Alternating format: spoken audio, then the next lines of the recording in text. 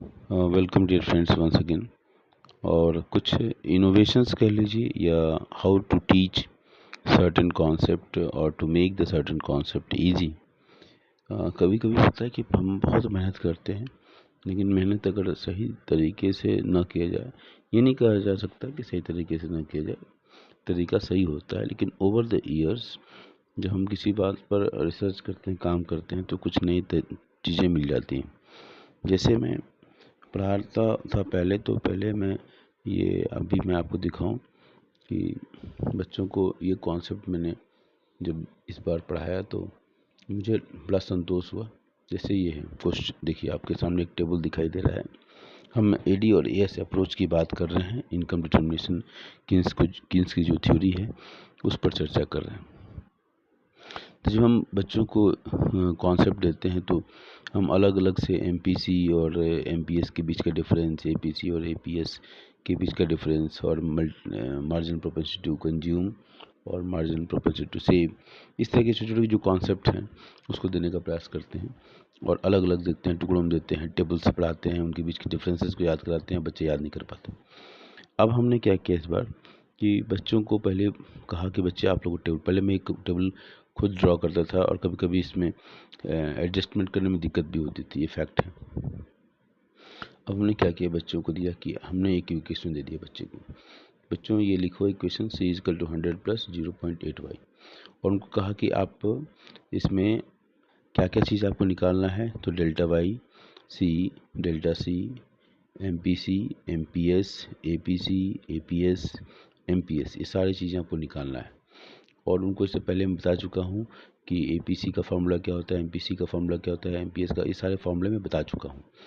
तो जब ये दिया मैंने, अब बताया कि उनको कि आपको क्या करना है कि इनकम को जीरो लेवल पर 100, 200 ऐसे ऐसे करके मैंने उनको फिगर दिया। ये बस ये फिगर मैंने कहा कि अलग अलग इसी लेवल पर करना। अब बच्चों ने इसको वैल्यू इसमें पुट करते गए, और इसके बाद वो धीरे धीरे वाई के बीच में जो डिफरेंसेज है उससे डेल्टा वाई निकल गया।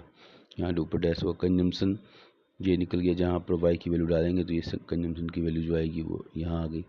और डेल्टा सी कंजम्पशन के बीच जो डिफरेंसेज हैं वो 100, 180 माइनस 100 तो 80 आ गया। इस तरीके से डेल्टा सी निकल गया। एमपीसी डेल्टा सी और डेल्टा वाई का रिलेशनशिप होता है तो उससे ये निकल गया। इसी तरह एपीसी सी और वाई का रेशियो होता है तो इससे ही निकल गया। इसी तरह एपीएस और एमपीसी भी निकल गया। बच्चों को निकलवाया था, यहाँ तो इतना ही दिया हुआ है लेकिन हमने क्लास में निकलवाया था। बस के फिर बच्चों को बोला कि इस टेबल में आप क्या ऑब्जर्व कर रहे हो, तो कुछ बच्चों ने बताया कि जब इनकम जीरो होता है तभी कुछ ना कुछ कंजम्पशन होता ही होता है। तो इस तरीके से उस दिन का ऑब्जर्वेशन रहा। फिर इसके बाद हमने बताया कि एमपीसी का फार्मूला, एमपीसी का कितना, तो एमपीसी कांस्टेंट है, इसीलिए ये स्ट्रेट लाइन है।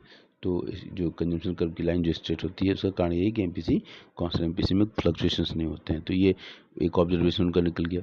इसके बाद एपीसी से उन्होंने बताया कि एपीसी क्या है, शुरू में एक से ज़्यादा होता है। देखिए एक से 1.80 है तो एक से ज़्यादा भी हो सकता है, एक भी होगा और एक से कम भी होगा, लेकिन ये जीरो नहीं हो सकता है या माइनस नहीं हो सकता है। इसी तरह एपीएस के बारे में हमने उसको निकाला था। तो इस तरीके से करके अगर हम देखें दूसरे टेबल में तो उसको हम रिफ्लेक्ट कर सकते हैं।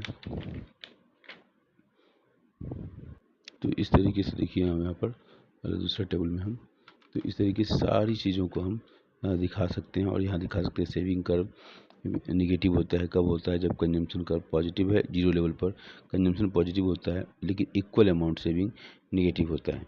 जब सेविंग निगेटिव है तो एपीएस निगेटिव भी हो सकता है, एपीएस देखिए निगेटिव भी हो सकता है, एपीएस जीरो भी हो सकता है और एपीएस पॉजिटिव भी हो सकता है। ये एक एपीएस और एपीसी के बीच का डिफरेंस, एपीसी एक से ज़्यादा हो सकता है, एक हो सकता है, एक से कम हो सकता है, लेकिन एपीसी निगेटिव नहीं हो सकता है। इसी की तरह से एमपीसी जो है कांस्टेंट आता है, एमपीएस भी कांस्टेंट है, ठीक है, ये देखो, लेकिन जीरो दोनों में से कोई नहीं है। ओके। और इसी तरह डेल्टा एमपीसी और एमपीएस के बीच में हम कंपेयर कर सकते हैं। इस तरीके से हम पूरा का पूरा एक बहुत ही अच्छा कॉन्सेप्ट है जिससे हम 4-5 क्वेश्चन को आसानी से हैंडल कर सकते हैं। और चूँकि बच्चे इसमें इन्वॉल्व अगर बनाते हैं तो इस तरह क्वेश्चन भूलने की संभावना बिल्कुल नहीं रहेगी। Thank you.